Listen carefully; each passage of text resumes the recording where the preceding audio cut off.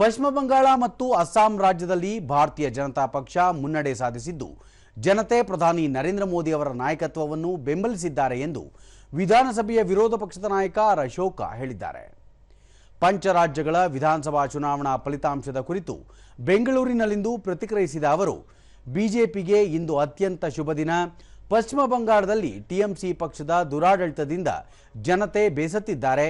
ಶಾಂತಿ ಮತ್ತು ಅಭಿವೃದ್ಧಿಗಾಗಿ ಜನರು ಪ್ರಧಾನಿ ನರೇಂದ್ರ ಮೋದಿ ಅವರ ನಾಯಕತ್ವವನ್ನು ಬೆಂಬಲಿಸಿದ್ದು ಬಿಜೆಪಿ ಅಧಿಕಾರ ಹಿಡಿಯುವುದು ನಿಶ್ಚಿತ ಎಂದು ವಿಶ್ವಾಸ ವ್ಯಕ್ತಪಡಿಸಿದರು.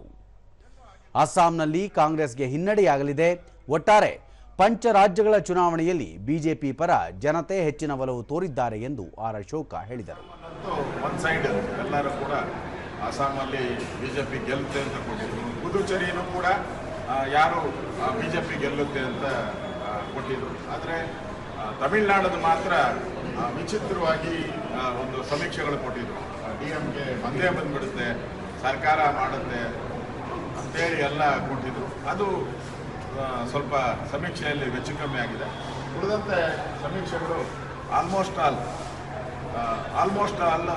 ನಿಜ ಆಗಿರೋದು ಕಂಡುಬರ್ತದೆ.